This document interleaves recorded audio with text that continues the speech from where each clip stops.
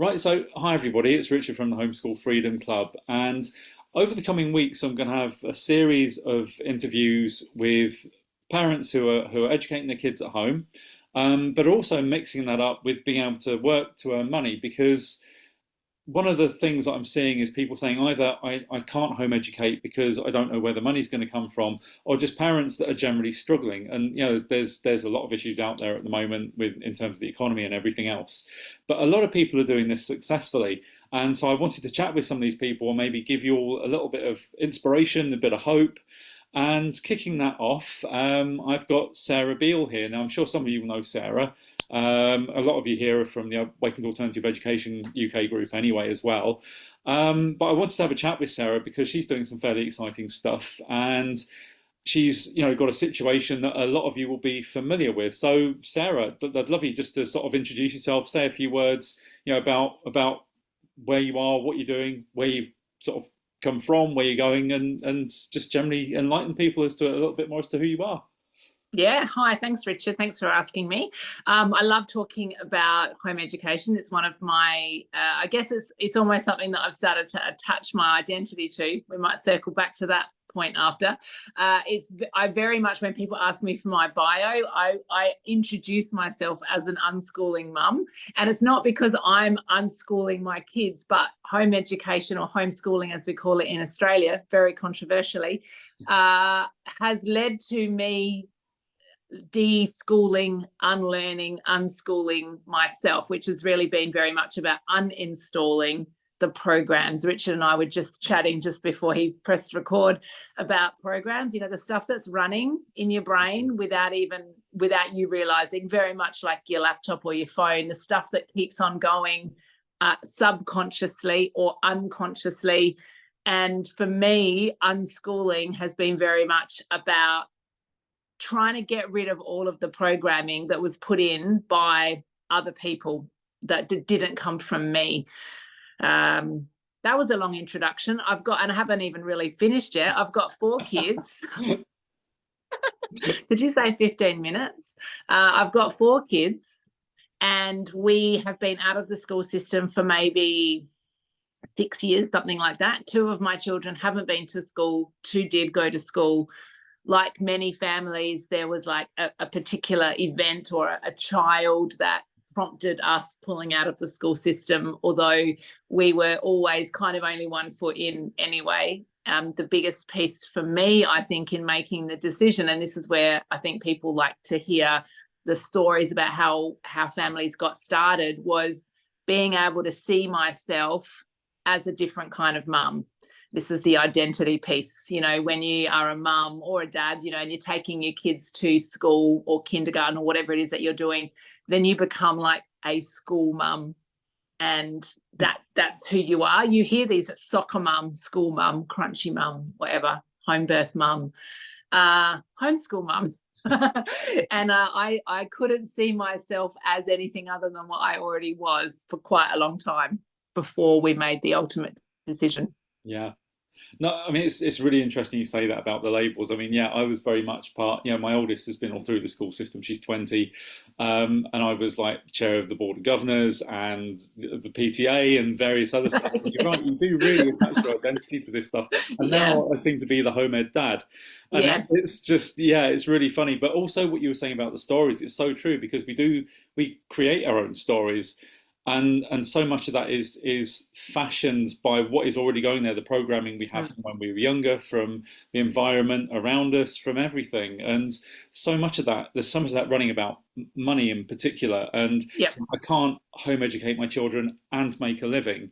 The two aren't compatible, but of course they are, and many people do that. And that's the point of these sort of these chats that I'm having, because it is possible, and you're one of the examples of that. So obviously you're married to Dylan. You guys have been together for like forever, and he does work as well. But of course he's not home full time. So I know, because we're gonna have single mums watching this and thinking, well, I'm a single mum. I can't do this, and I've actually got some single mums who are coming in to chat about what they're doing as well and how they're doing it, which would be great. But just for sort of a bit of balance, can you sort of tell us how it goes for you? Firstly, what do you do? to make an income? And secondly, how do you fit that in with educating the kids? And how do you sort of strike a balance? Mm. Well, there's no balance, number one, Uh-huh. no balance. And that's a big, I think that's a big distinction between the life of a home ed parent and the life of a parent who drops children at school and then goes to work. Those parents are looking for work-life balance, and everything's kind of compartmentalized and separate. But when your kids are not in school, you have to find a way to integrate everything. And that's something that I've been grappling with probably since I had more children than hands, this idea of balance, which I think for me meant that at the time I thought things had to be kind of equally managed.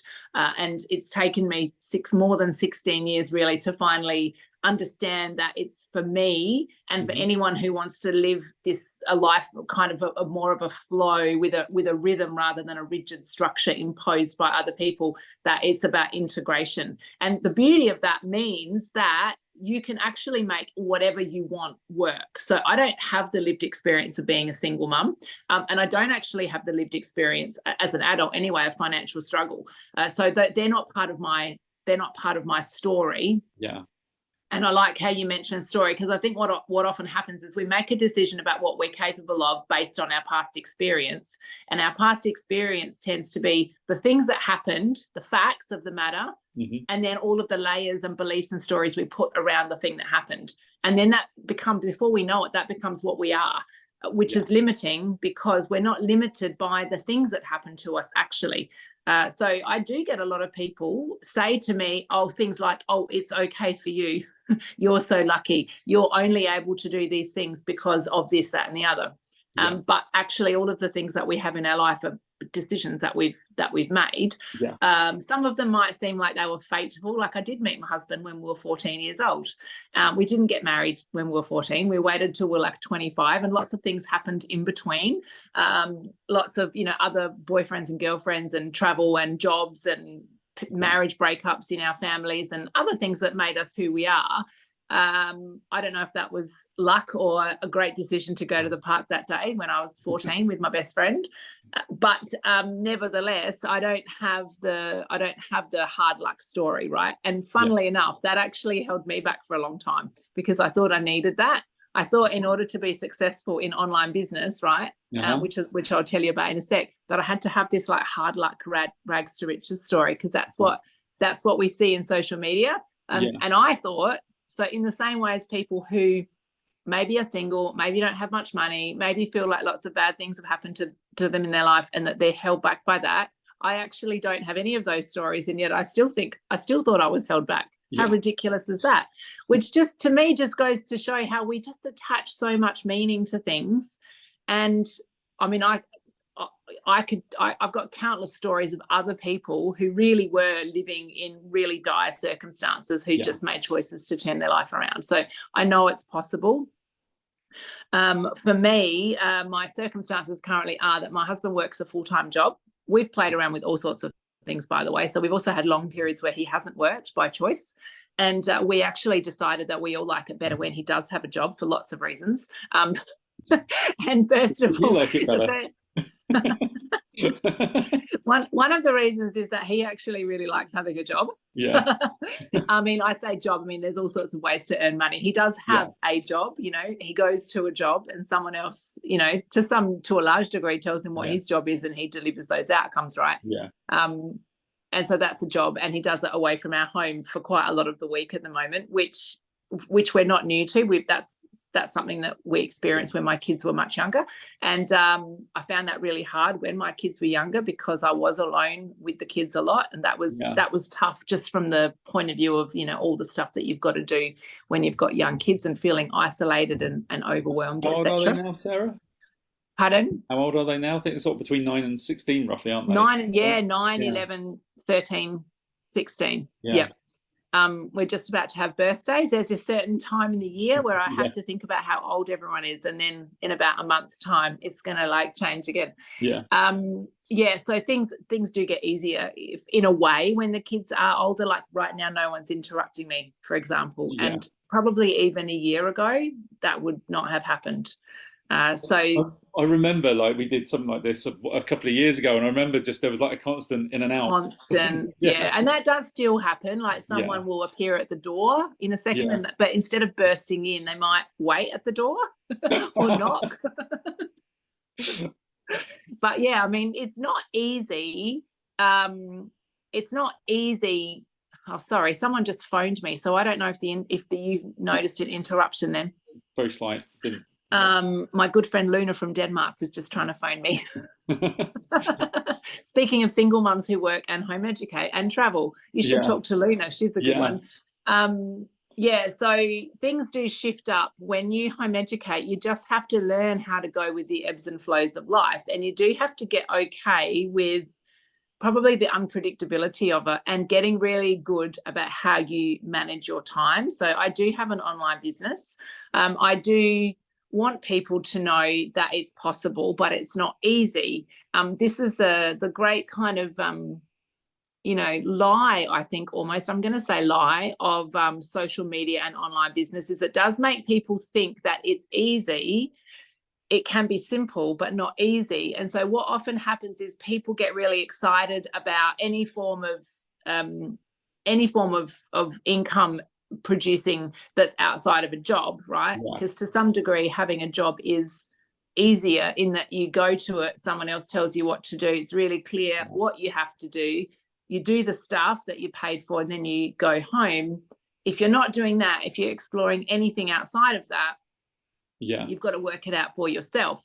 And I have not found it easy, although the sort of formula is simple. So what often happens is people get really excited. They get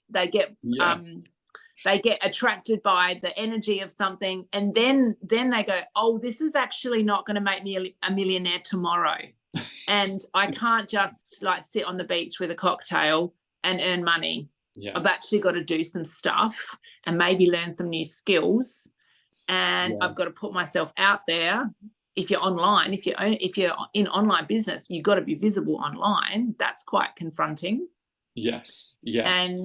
And you've got to actually be willing to do the stuff, which is hard sometimes, challenges everything. It's like a bit of a baptism of fire. Yeah. And you've got to keep going. You've got to keep doing it for like more than a week. Yeah, exactly. Yeah, it's not just a one-off effort. It's a constant, I don't want to say hustle or grind, but it kind of is. I mean, you have some to. Of it can be. Yeah, some of it can be. Yeah, I think that's a really. Yeah, I think that's an interesting point to kind of discuss, actually, because this whole like hustle culture, there's been this real, there's a lot of marketing. Funnily enough, you can do courses in how to learn not to hustle. Yeah. Which I find quite amusing. And I love to see how the different ways that people earn money, for sure. But I think that all the people that my own mentors in my business and also other businesses, because I don't just take guidance from people in the exact same business as me. I take influence and information from all sorts of places. And all of the people that I look up to, who are where I want to go, they have worked really hard. Yeah, but what they've done is they've chosen where they want to direct their energy, and they've decided to direct their energy into something for themselves and their family rather than building somebody else's business. And that's the big shift, isn't it? Like when you're going to a job, and jobs aren't bad, by the way. Like I go to Tesco and I want someone to like run my groceries through the checkout, right? And I want someone to stock the shelves. I want someone to take the fuel to the petrol station so I can fill my car up. So like I really appreciate all the people that have jobs, and it's not a bad thing to have a job. But if you've got the kind of life that we're talking about, then you're probably looking at wanting to be more in charge of how you bring income in. And the fact of the matter is I can't go to a job because I'd have to put my kids in school. Yeah. And most of them don't want to do that. So we've just chosen a different set of priorities. And the fact that my husband does have a job and earns regular money means that I actually can build my business in a way that works for our family. So I don't have to work 8 hours a day and put my kids in school. Yeah. I could do that for sure, right? And there are people who are in the business I'm in, there are people who do that, right? That's cool. And I'm not criticizing that, but that's not the reality for the parents that we're talking to. Like we're talking about how to create a life that works for our whole family. Yeah. So the hustle thing's really interesting, because I think that messaging sometimes makes it hard for people to get their head around the fact that you've got to be committed, just as you do with home education. Whatever your plan is for your kids, it's not something that you can try for 2 weeks. Yeah, exactly. I remember like years ago, in Australia, I think it was either around the time we just pulled the kids out of school or were thinking about it anyway, and I was reading everything that I could about homeschooling, and I was reading blogs and articles and connecting with different people, because you want to know, what's my life going to look like. Yeah. And there was this article that came up, and it was a mum who'd tried homeschooling, but it didn't work. Right. Okay. But they tried it for 2 weeks. Yeah. Oh God. And this article was kind of doing the rounds in all the homeschooling groups, and everybody was like laughing quite a lot about it. So she tried it for 2 weeks, and her kids hadn't magically learned to read or whatever she had in her head. That and online business is a bit like that. Like you can't try it. You've got to do it. Yeah. Yeah. Exactly. No, you absolutely do. And it's like anything, yeah. As you say, it's not going to come without a little bit of effort, a little bit of sweat, maybe a few tears along the way. Yeah. But because it is genuinely, it's hard work. And I mean, yes, you do need to be organised. You need to get your time management sorted. I mean, for me personally, my kids prefer to stay up late. I'm an early bird, so they, if they go to bed at 10, they're not going to be up till 9 the next morning. I'm awake at 5:30. So I can get up and get 3 hours done before anybody's even out of bed in the mornings. That's my sort of time for just really blitzing stuff that I really want to do for the day. And a lot of it is about finding those sort of rhythms in your family and finding where those gaps are. And I mean, they have, some of them have Zoom lessons, so they're tied up for an hour or so here and there. And my little boy, I take him along. He has a couple of classes that he goes to that he wants to go to, so on robotics and stuff. So that's like an hour and a half on a Monday. I take him. I can sit in the foyer of this place and just do what I need to do. And it's you're not going to get a clean sort of even 3, 4, 5, 6 hours most days. It's going to be bits and pieces here and there, and you just have to be prepared to slot it in where you can, and maybe just be organised to the point of, okay, knowing what you maybe want to achieve in a day, have it written down somewhere even. I'm thinking you probably don't do this, but how did you know? I have like a minimum. I should. I want to I achieve. should do it. I need to do it. So this is a really cool thing about. I mean, I'm in network marketing, and that industry, it literally brings up all the shit. It's been like under, it stirs it all up, right? Yeah. And it makes you have to face it. And one of mine, and I've talked about this a little bit in my own content lately, is I had this identity of being this like free spirit, free flowing, spontaneous, fly by the seat of my pants type person. Yeah. And actually that's really limiting, because that doesn't actually work for business. You actually need to have a plan. You need to know what you're doing. You've got to have goals. You've got to be able to kind of reverse engineer. You've got to know what you want to get done.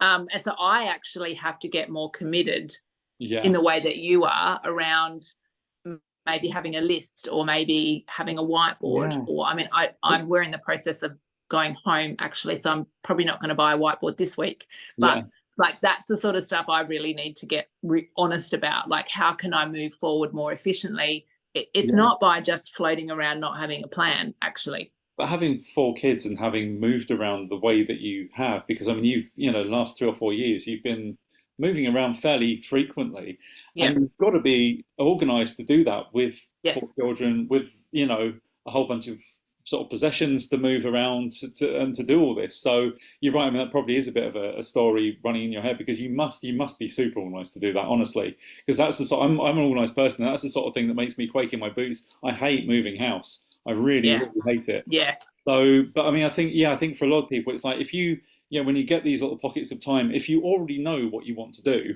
with that time, then you're not wasting time thinking about what you need to do, and then half that time suddenly disappeared. Do you know what I mean? It's 100%.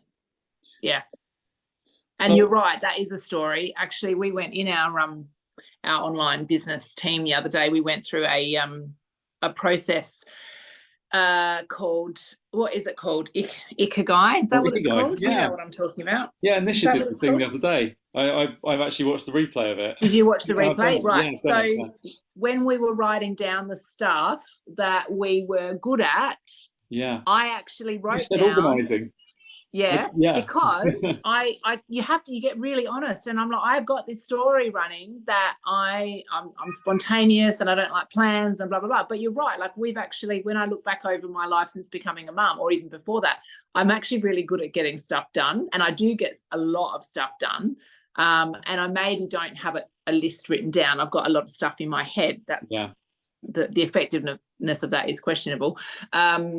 But yeah, you're right. It's really interesting how we have this persona, and homeschooling, home education, online business so closely related in terms of bringing into focus who actually are we really? What do we need to shift into to be successful? Yeah. Of course, we have the opportunity to question even what success means too. But, if we're talking about the conventional idea of success as parents being that we're raising children and we want to actually have our children launch out into the world one day, and be able to actually live in the world and thrive. To me, that's what success as a parent feels like. Then you've got to get really honest about like what stories am I telling myself that are actually limiting me, and what can I shift into? Yeah. Yeah. No, there's some really good points in there, and we're really circling back to where we were at the beginning. It's all about the stories that we tell ourselves, isn't it? And the things that have formed us over time. So I think just tell us a little bit more about what you're actually doing, though, what the product is, because you've sort of in my online business. Yeah. So, and we know that's a sort of, a lot of people have a love-hate thing with network marketing, which again is another story. And I was the same way. I'm effectively become a network marketer without really realizing it, as you initially were having a laugh about recently. Yeah. And it's just one of those things. It's like I had real resistance to it, because it's like one of these things that's a bit icky, and and I didn't probably want to admit it to myself. And actually, it's one of those things that there are ways you can do it in different ways. You can do it the icky way, or not the icky way, the icky way, or you can do it, in with good intent and with heart. So, and I know which path you're following. So just tell us a bit more about specifically what you're doing. Yeah, so I'm an Enagic distributor, and if anyone hasn't heard of Enagic, they're a Japanese company that make medical grade water ionizers. So it is very simply a direct selling company. They make a product that produces amazing ionized, electrolyzed, reduced water. So the foundational principles of network marketing and direct sales is that you've got a high quality product that people love and need. Yeah. And then you've got the person, which is me, who's the connecting piece, and we connect customers to the product through our networks, and that is network marketing. Yeah. And I think one of the reasons, I've got lots of theories. Obviously, I'm a massive conspiracy theorist, as you are. So I've got lots of theories about why these stories around network marketing started. And I recommend, if anyone hasn't, look up Kevin Trudeau and find his podcasts on Spotify.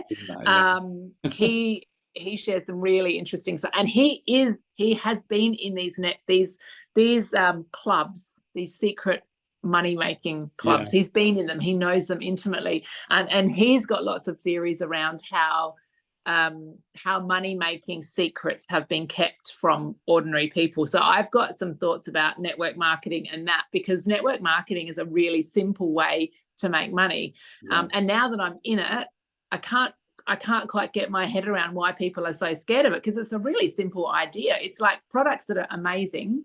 I can't think of any network marketing companies that I've been around. I've never been involved in another one before, really, but like Tupperware, Amway, New Ways, Try Nature, doTERRA, Young Living, Modere, Juice Plus. I've used some of those products, and they're all really, really, really good quality products. Yeah. And the companies instead of spending money on marketing, like advertising on billboards and magazines and radio and TV adverts, etc., they direct that money instead into their distributors, and their distributors go and do the marketing. Yeah. And we get paid for doing the marketing. Yeah. Yeah. How cool is that? It's a very simple and effective model, and you're right. I mean, because it's a great way of building sort of residual income for the future. So, the idea being that you do the work now, and then you get paid into the future for having done that work. And I know, Enagic is one of these companies. They've got like a 500-year business plan, isn't it? They've been around for like 50 years or something. I mean, I think it might be 800 years, but yeah, they've got a long It's long. Yeah. Yeah, people talk about as soon as you say network marketing or direct sales or MLM, that's another term, and this is a multi-level company. People start going scam. Yeah. But when you see the numbers, when you see the dollars that are actually paid out to distributors by a company like Enagic, and Enagic is not the only one of these companies, by the way. There's a number of amazing companies, a lot of amazing companies that are paying out actual real money. So this isn't a case of you put some money in and you never see it again. You actually get paid, and there is evidence. And so the idea that it's a scam is quite ludicrous to me. But I do think what happens is people get lured in by the idea of easy money, and then when it's not easy or it takes more than a week, they get disillusioned. And I guess the difference. Well, I can't really compare it because I haven't been involved in another company, but what I hear about other companies, maybe not all of them, is that we actually have a really high level of support. So if somebody starts to feel like they're being left behind, well, we've got really active and engaged teams that kind of bring people along. So it's very much an industry that you need to be self-responsible for. You cannot be a successful network marketer and expect everybody else to do the work for you. It's not your upline's fault. It's not your down, like it's not anybody else's. It's not the product, because we already know the product's amazing. So it kind of doesn't leave any excuses, right? You've got to be really self-responsible in saying that there's a high level of support that we access. Yeah, but I mean that theme runs through like home education anyway, doesn't it? Yeah, 100%. You're taking personal responsibility for your children, for their education, their future. So, for anybody that's already doing that, this is just an extension of that. Really, it's just taking responsibility for another part of your life, really. So yeah. All right, no, well that's amazing. Well, I'll get some links and bits off you, and when I put this out, we'll just add them into the into the text and into the post. But I really love talking to you today, Sarah. It's always a pleasure. Thanks, Richard. You too. And take care, and we'll talk again soon, hopefully. That's it. All right, see ya.